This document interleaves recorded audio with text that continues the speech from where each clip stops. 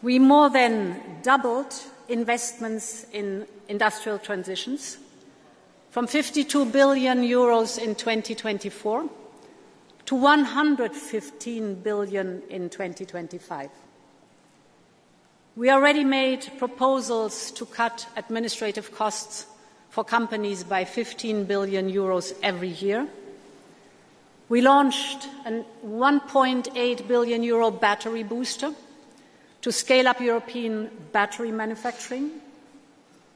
We concluded new trade deals and approved 60 new projects for critical raw materials to ensure secure supply for European industry. These are just a few examples, and of course more has to be on its way and more is on its way.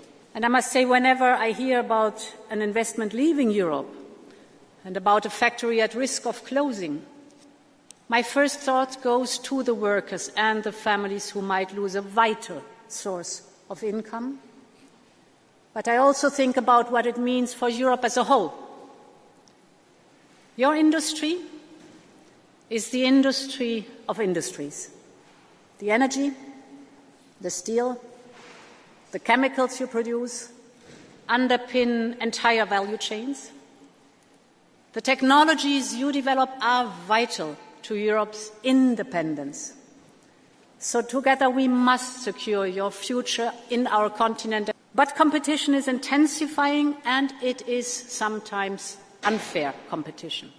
Indeed, we see massive subsidies, state-backed overcapacities, and market distortions.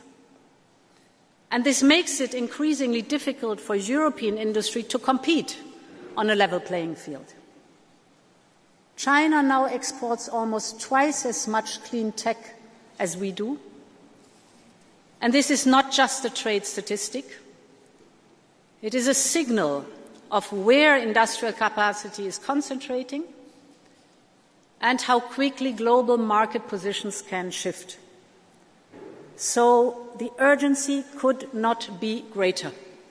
We are fighting for our place in the new global economy, and this means together we must make a strong business case for you to choose Europe. Because let me be clear, your future belongs in Europe.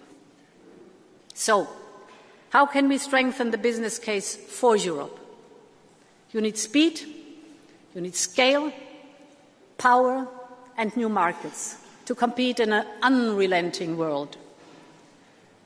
Let me start with speed. Speed to expand production and grow. Scale to mobilize more investment and attract capital. And power that is abundant and affordable energy.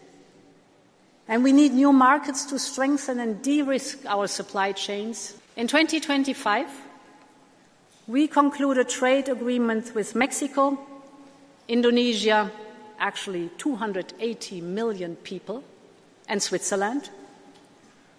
And it has been an even faster start to this year.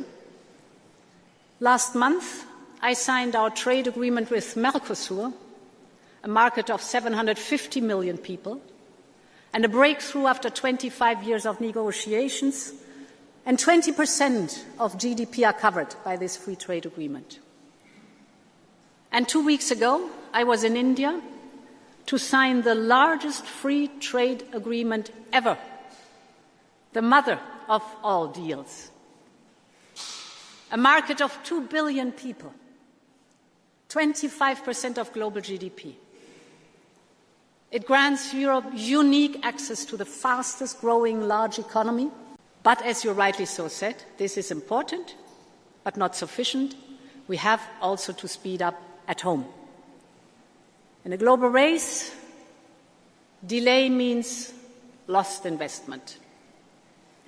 Today, it can take longer to permit a new factory than to build it. Energy projects can wait years for approval, even when financing is ready. This must change. And we have started to change it. There is too much gold plating.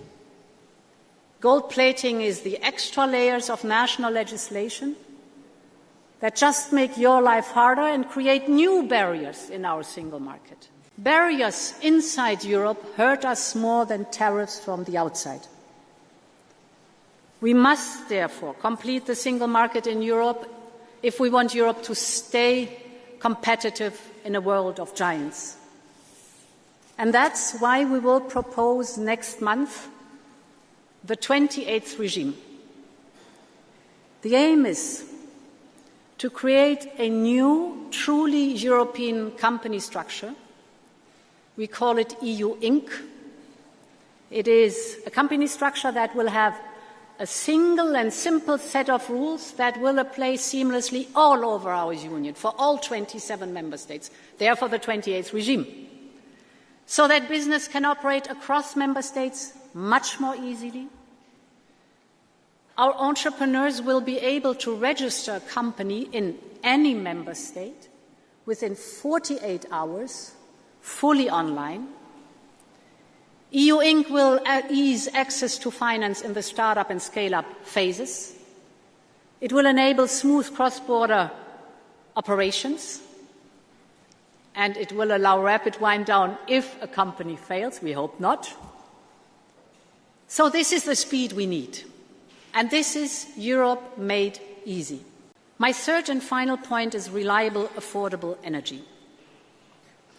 This is central to making the business case for Europe, especially for the energy-intensive sectors. Prices are still too high and too volatile. And we know the reason for this. Gas prices drive the energy prices up. Renewables and nuclear drive prices down. The gas price last year in Europe was on average €100 per megawatt hour. The price for renewables was on average €34 per megawatt hour. And the gas price for nuclear was between €50 and €60 per megawatt hour. The data is telling, because the International Energy Agency tells us that gas prices that are going down now are expected to go down also, or stay down in the next 3 to 4 years. So we should use this time to invest in low-carbon energy system that will protect us when fossil fuel prices go up again. It's a matter of time, then they will go up again.